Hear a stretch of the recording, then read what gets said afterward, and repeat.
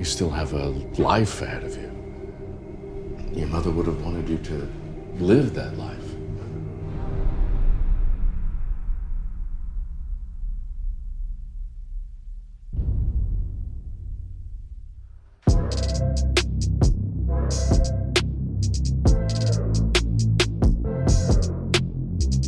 Everybody, it's Hannah Saulic, the head of video here at CinemaBlend, with Sean O'Connell, our managing editor and author of the Release a Snyder Cut book, and we are here to dive into part 3 of Zack Snyder's Justice League, titled Beloved Mother, Beloved Son. Is this a Steppenwolf talking to mother reference? Or is that the wrong version? That's not this version? Oh, why? Mother is calling. A lot of stuff happens in part 3. We're catching up with a lot of people and fitting in a lot of material. So Hannah, where do we begin? All right, let's start. Well, obviously, we're going to talk spoilers, so get out of here if you haven't seen the film. Get out. Part 3 opens with Barry Allen's job interview and that scene where he's about to save Iris, which I loved that it took place at a pet shop or a doggy daycare or some sort of thing. I'm not exactly sure what it is, but there's puppies. So. Yes, and that's a win for Hannah, absolutely. Yay.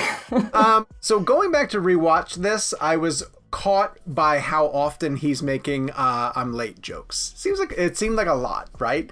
It seemed like a nervous tick almost. Like he was just like didn't know when to stop talking kind of a thing. Yes, I definitely got that. However, what I'll say is that Barry is far more endearing in the Snyder Cut than the way that his nervous ticks are used in theatrical. Right? Ezra does a really great job of making him charming and sweet, and still kind of overwhelmed by his life in general, but like at least one step ahead of the inexperienced sort of buffoon that he's made to play in theatrical cut. Full transparency, I've never done battle. And just like, okay, then we'll stop talking about theatrical cut, but theatrical cut just like, it took that to like this weird place of like, he's socially awkward, which means like every time Diana talks, he's gonna do weird faces and like, just leaned into a little stuff that I think got a little offensive personally. And so, yeah, I was really happy with just Barry's first impression because this is the first time that we see him in Zack Snyder's Justice League. And I thought just from the get-go, Ezra Miller did a great job. Absolute best of the best.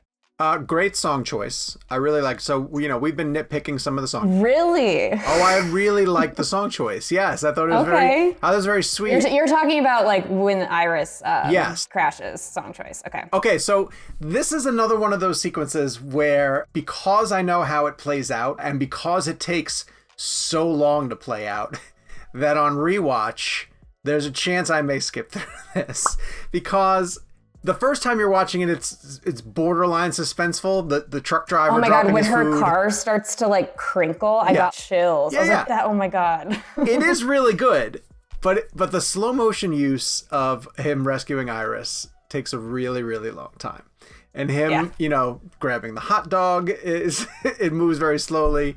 Were we supposed to laugh during that? You think? Like, was that intentionally supposed to be funny? No, I don't think so. I think that's played pretty straight. You were laughing? I was just kind of like, what the f is he doing? Like literally she's flying through midair and he's like, oh wait, hot dog. Obviously it pays off, right after. But in the moment, you're right. It's like, are you hungry? I am just a black hole of snacks. I am a snack hole. It was cool like how delicate he was when he was touching both Iris and the hot dog because he's obviously moving so fast. So I think that came off really, that's not English, what I was just about to say. I think that was really cool, the way that Ezra Miller just like really, he was like barely touching Iris when he was kind of guiding her down. And then all of a sudden when it like stops the slow-mo and you see a car crash, you're like, oh yeah, he's moving so fast that he can't just like grab her, This speaks 100% too of how well they figured out to visually portray a character, the powers of a character. Mm-hmm. It's absolutely worth noting too that just the CGI to make that scene happen. I will say it is one of those instances where it's not 100% complete. Barry bursting out of his shoes and the way that he sort of grinds on the pavement. And again, I'm nitpicking, but it looked a little like it needed maybe a couple more minutes in the oven. In terms of visual effects. But considering... I think that a lot of stuff in this movie does, and that's, I think, strictly just because of budget. Time and time, budget. Perhaps. Yeah. Yeah. But I really like the way that they figured out how to visually portray Flash. I love him jumping through the glass. Like, I think that that's fantastic. That is worth noting because that's a scene that was shown in early Zack trailers of Ezra with his finger going through the glass that the fans used to say specifically, this was not in theatrical cut. Like, where is this? There's obviously a Buries scene that never played out. And so it's great to be able to finally see it. Yes, and also, why would you cut Flash and puppies? Like, I just don't. Well, and let's give the hot dog payoff its due. Like, it's a funny moment. Oh gosh, I hope everyone's okay. See, in times of crisis, for dog work, I always bring a meat snack. Oh my god. So I liked it. Good introduction to Barry. Yeah, and that's how you use humor, too. I think, like, you know, because we knew that Zack was trying to make Justice League lighter than BVS from the get-go. That was always a note. And I think that that's a perfect example of, like, how you could use humor and it still works in Zack Snyder's world. Absolutely. I do want to sort of point out that there's been a lot of conversation about Kiersey Clemons and her involvement in the movie or whether she got cut or not.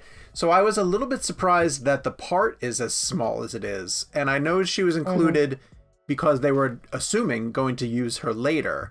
But, you know, it wasn't until the rewatch, one of the rewatches where I was like, did she even have a line? And she doesn't. Like, she kind of talks to the car. We're supposed to be friends now. But it's not like she has interaction with Barry. You know, they sort of just pass as he's going into the store. They look intensely into each other's eyes. They do, yes. A connection is had. Twice. But I guess I kind of figured she would be more of a character, you know, like she might have a bit of a plot. Yeah, like if you didn't know that it was Iris, like it's never said like, hey, this is Iris. Correct. You know? Yes. So I found that to be pretty interesting now that we're finally able to see fully how Zack intended to use her in Snyder. But she's going to be in the Flash movie. It's confirmed now. That's exciting. Yay. That's exciting because that to me is like a real vote of confidence in somebody who Zack cast, you know, to be part of his vision. And I tweeted quickly after that it feels like a little bit closer to restore the Snyderverse. Like, that's exciting. They're not that was a question. Are they going to recast Iris for the Flash movie? I'm really glad they didn't. No, I'm too. She's great. I love Kiersey Clemons. So I want to see what she does. I'm in. So after the Flash scene, we get, that great scene where the parademons are dragging the Atlantean guards through the water up on the beach. Yes. That was so cool. Cool for this reason too. It gave us a good example of the parademons again hunting the mother boxes and getting closer to them, so that later on when they take Silas as a captive, you understand that they're just snatching up anybody who was relatively close to one, and shows how close Steppenwolf had to, you know, the way that he had to sort of work his way up the chain of command. But it's just great to see like a practical effect of an Atlantean soldier getting dragged across the pavement, you know, and not. Oh my god! And then when Steppenwolf throws him up against that rock, and his head knocks, and the blood goes everywhere. Can we talk about the Steppen spider or whatever the heck that thing is? That is disturbing. Yeah, it's disturbing. Is that and it's in gross. the comic? Do we know what that is? No idea. I don't. If it has a comic reference, I'm not sure what it is. I liked it later when it was on Silas and Cyborg. Picks it off of his face. Yeah, but it is a really cool effect. Those spider creatures in general just get on my. I hate spiders. Really? So when it started crawling, I was like, nope, I don't want to know. But they're like alien spiders. That's different, isn't it? Yeah. Well, it almost looked like it was like metal, so it didn't. I was like, is this a machine or is this like a thing that's alive? I don't know. Mother box technology, more futuristic mother box technology. So next we get Lois Lane reflecting in her apartment. And I don't know why, but I just love these scenes with Lois Lane sitting on the floor thinking about stuff. I loved it in BBS and I loved it here. She doesn't have any dialogue, but I really liked it. Is this where we get the pregnancy test though, in the drawer? Or is that No, so this is just her on the floor and she's looking through like, I don't know if it's a suitcase, but she has Superman's cape with the right, yeah. Did she smell? She should smell the cape, a la smelling Aquaman's sweater from earlier in the film. She does kind of like grip it a little bit. These scenes, though, are really important to me because, as you mentioned in one of our earlier videos, Lois is going through the stages of grief. And it's great that the movie takes time to check in on her and figure out where she is at this point, because later on, as we will discuss, when she's just about to finally move on and get back to her life, Clark will return and make things more complicated. But this is a really emotional, beautiful moment. And of course, Amy Adams sells the hell out of it. Yes, and it's just good to kind of break up all of the action and the main plots. It's like, okay, I like to just take a moment to like breathe with her a little bit. Still blown away by the number of characters. And not even like side characters, but like significant characters who are part of this ensemble. All right, so next we get Bruce and Diana strategizing. Diana, if we're gonna do this, you're gonna need to be open to more things that we have. You know, I'm sorry.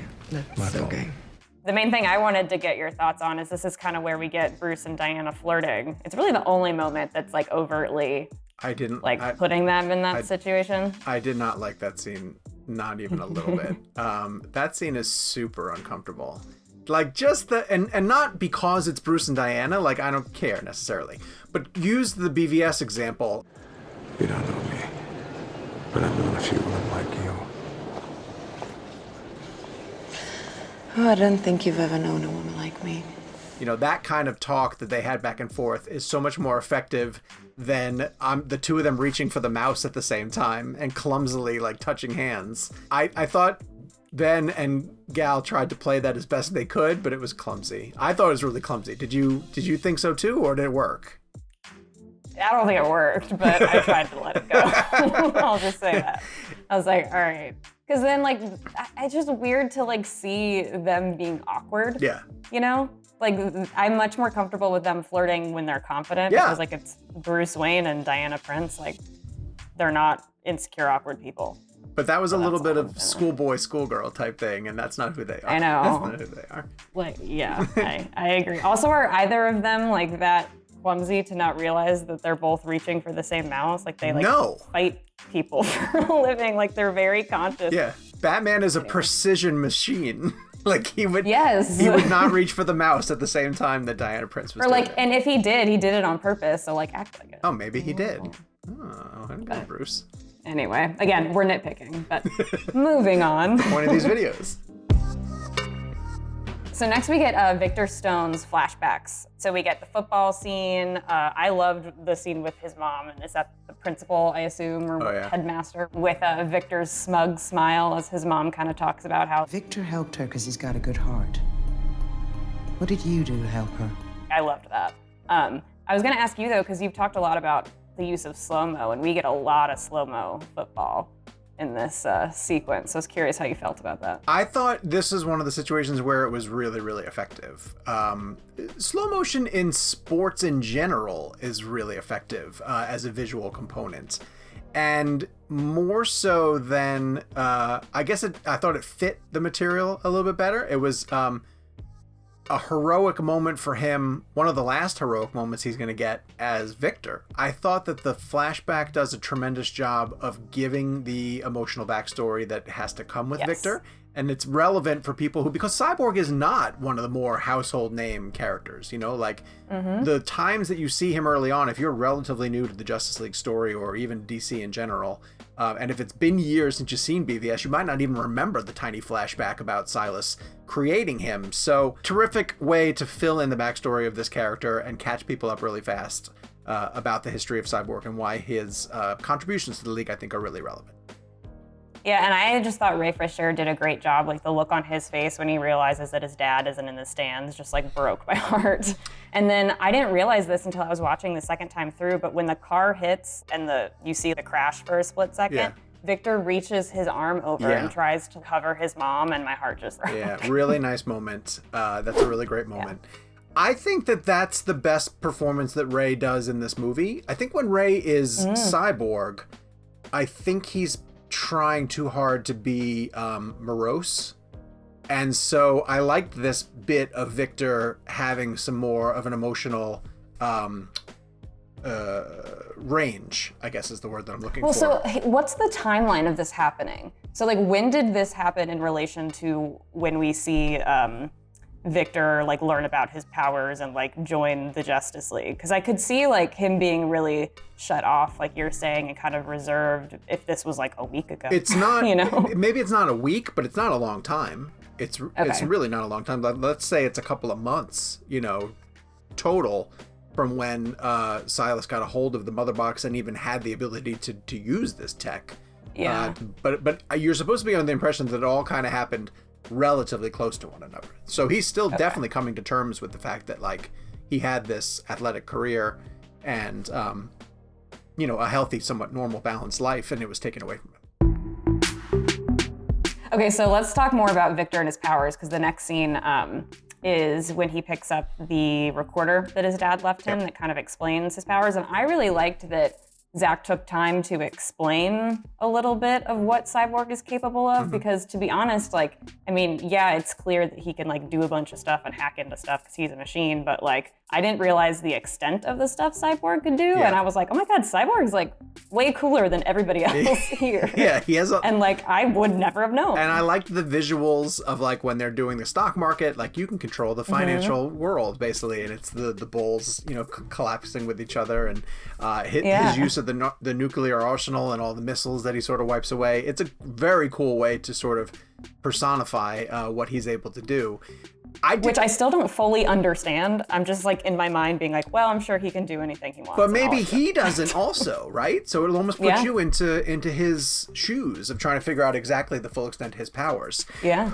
I will say though that, and maybe it'll have this effect on multiple rewatches, but like if that is supposed to be, we were under the impression that like his first use of his powers was going to be akin to Superman's first flight in Man of Steel. And it has a little bit of that element to it because when Clark first tries to fly, he's super clumsy and he crashes into a mountain kind of thing. And then he figures out and then he soars. And Victor has that a little bit where he's like, the jet propulsion is almost taking him forwards and backwards. I had a great conversation with Eunice. Oh God, her last name is going to escape me, but she's the stunt coordinator for Justice League. And she hadn't seen the movie yet. So she was asking me a bunch of questions like, oh, did this make it in? Did this make it in? And one of the scenes that she asked about was Cyborg testing out his powers for the very first time, because she said, you have no idea how many wires, like Ray Fisher was on like 12 wires, and he was being like puppeteered almost, by a, oh my God, that sounds like it would hurt. Yeah, it sounds horrible. But when you look at the finished scene, that's exactly what it's doing. It's kind of moving him around in that way. Yeah. And then he takes flight, and trying to compare it to one of the greatest moments in Man of Steel is tough.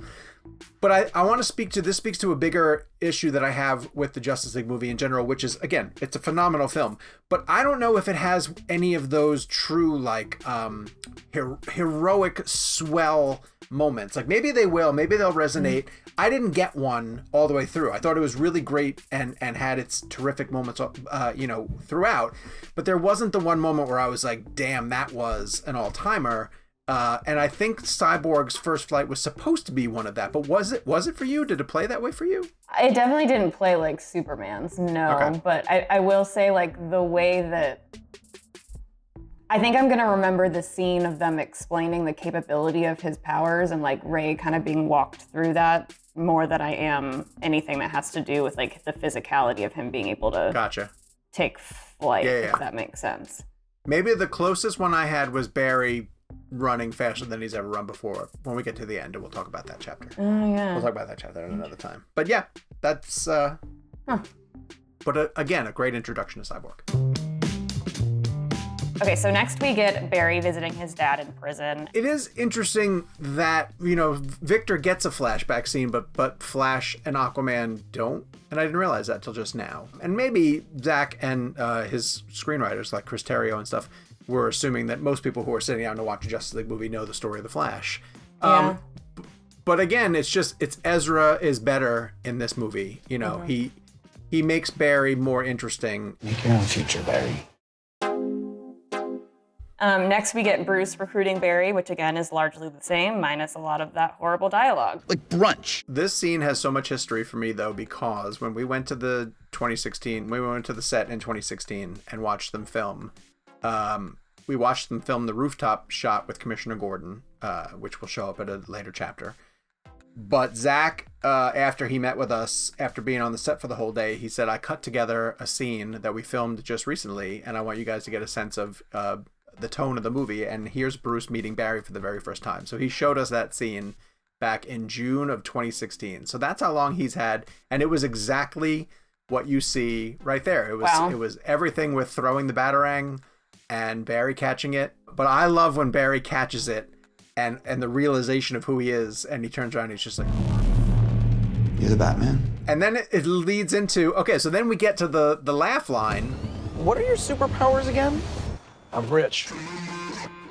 And that, the movie now that we're watching has gone to great lengths to establish that it's kind of funny how stupid rich Bruce Wayne And then the is. way like the music cues up and then it gives you all those shots of his car and then they like speed away. You're like, Wow, this is awesome. That car is so gorgeous. I want I'm not that a car. And guy. I'm not a car person either. I'm like, I not want a to car drive that. person. Like the steering wheel's awesome. Everything inside of it is awesome. And, Yes. yeah. And of course, this is when we get the AFSP billboard as well. A tremendous shout out for all the work done by the Release of Snyder Cut fans over the course of this 3-year campaign. Yes, I thought it was awesome. Absolute best of the best. Next, we get, oh my God, I love the scene. Diana and Alfred trying to make tea together, which was just great. Like, I love the fact that Diana's like thousands of years old and like still doesn't really know how to make tea up to Alfred's standards. I think that's fantastic. That's probably enough tea. And then leave it to mash. I will.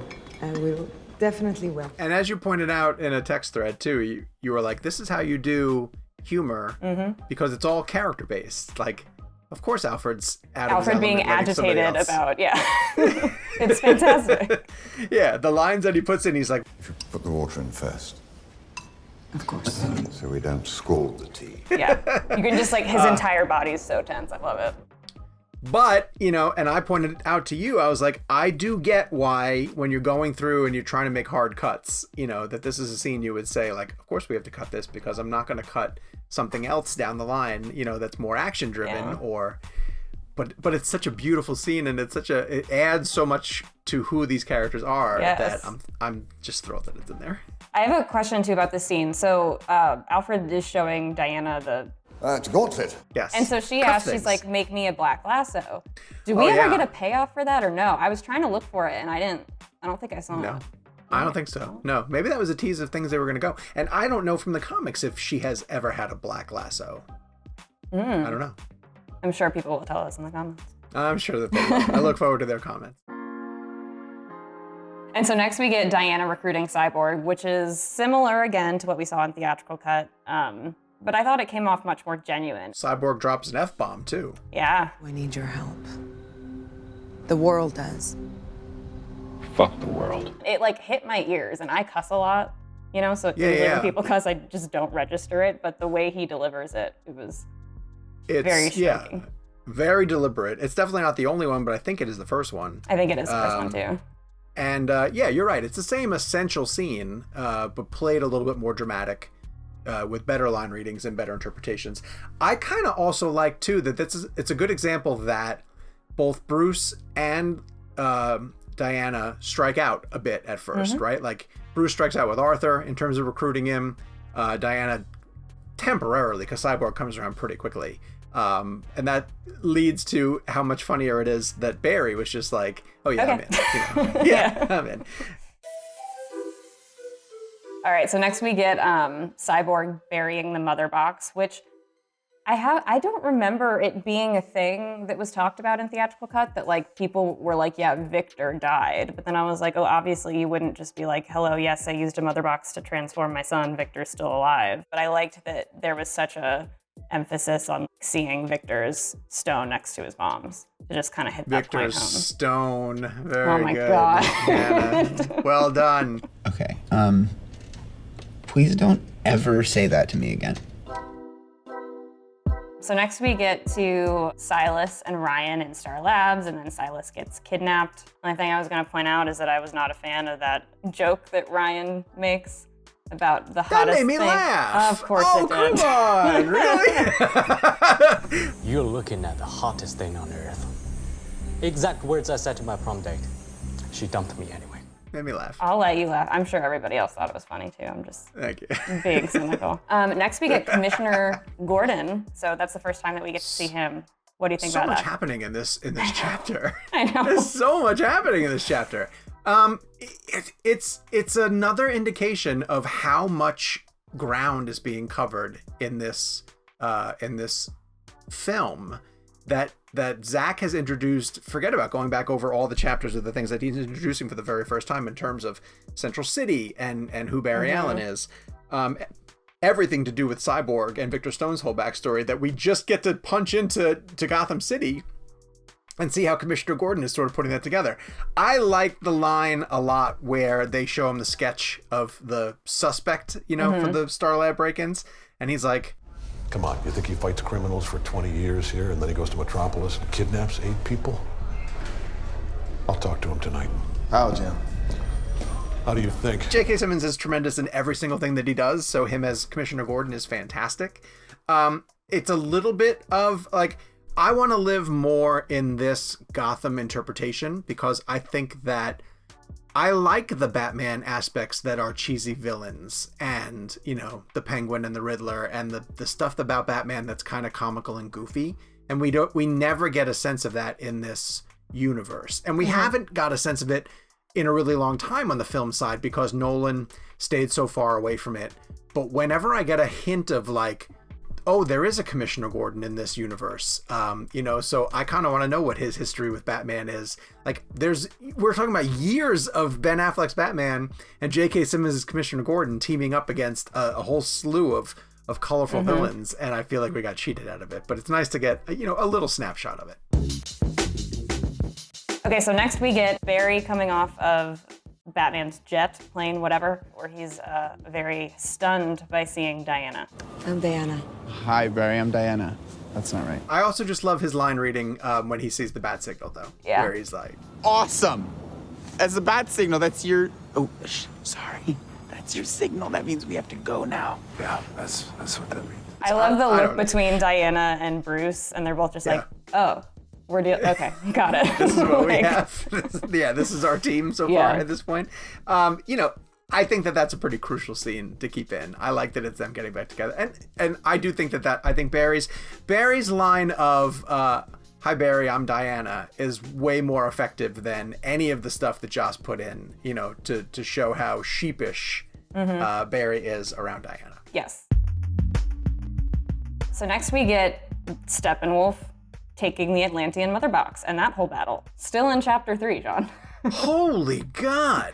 Yes. Have we solved yet the title of this chapter? I have thoughts, but let's talk about this first, because okay. Oh, sorry. So we get that whole battle, and all I was gonna say is just I thought the underwater blood looked dope. And then obviously we get Arthur coming in at the last second to save Mara. So yeah, then we have that whole conversation between Mara and Arthur, and she's talking a lot about him and his mom. So at this point, I'm like, oh, is beloved, because at first I'm like, beloved mother, beloved son. This is about Victor and his mom. Victor, yeah.